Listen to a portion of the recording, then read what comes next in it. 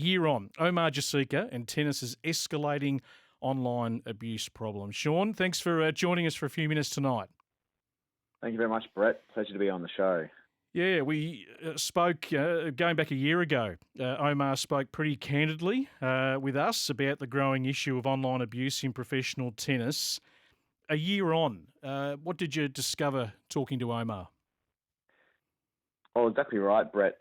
Look, this piece did come about because, as you mentioned, the first server had previously spoken with Omar a year ago, who had, I guess, was trying to shine a light on just the sheer amount of online abusive messages that players receive and, he receives particularly. And I was very keen to follow up with him a year later to see if it's, gotten worse, if it's escalated. And he seemed to indicate that it had. He basically said he still receives about 5 or 6 messages every single match. Often when he loses, but he said basically every single match he'll receive some sort of abusive message, whether it's from some, a bettor who's lost money or just, someone that just is very angry for some reason. It was quite mind-boggling to hear it, to be honest, Brett, I've got to say. Yeah, it's a great piece, and I encourage everyone listening to The First Serve. I mean, you can log onto our website every day and read all our great content when it does suit you.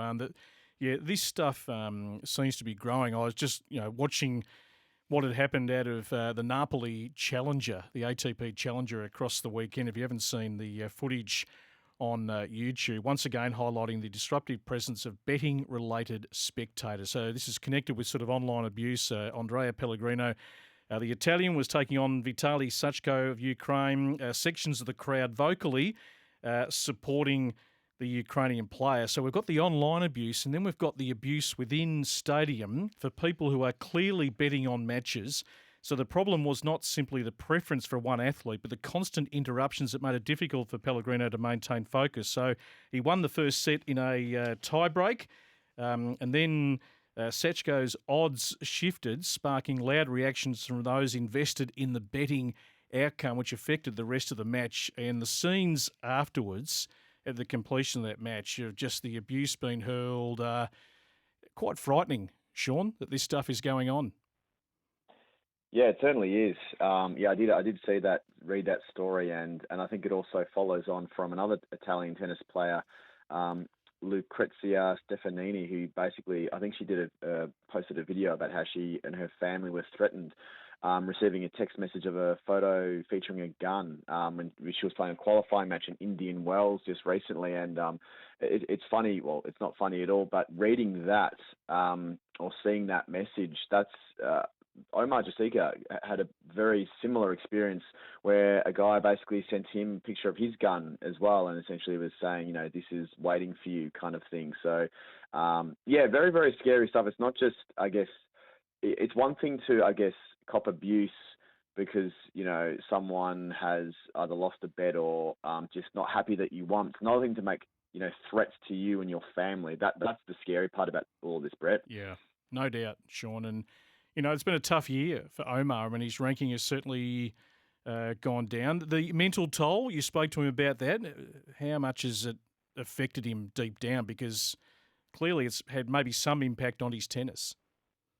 Yeah, for sure. Look, he did say that, he sadly, the sad reality is he's sort of had to accept the fact that it's just, an ongoing problem. But he did say you can't help but think about those messages after you receive them and just dreading once the match is over, opening up your phone to what you're going to see, basically. So for sure it would have some sort of mental impact, whether or not, he's able to lock in once he plays a match, but afterwards you're not able to, either relax and enjoy it if you win, or at least, kind of lick your wounds and, learn from your losses. You have to, beyond that, also then cop, very unfair and quite scary abuse as a result. So for sure, the mental toll would be, quite bad. I mean, tennis, if we think of the big picture of tennis, they've got a few things to sort out on and off the court over the next couple of years.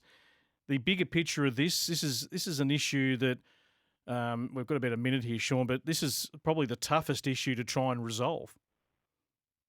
For sure, it is, and just if I can, the last thing I'll mention is Omar actually made an interesting suggestion. Is it's very hard to police all of this, but he said potentially if you had a dedicated platform, it's like a social media type platform just for athletes, so that they would still be able to get messages from brands, from Yep. sponsorships and things like that, and then have social media as like just something else as a bit of fun. They could, make their accounts private and not have to worry about the message requests that they receive.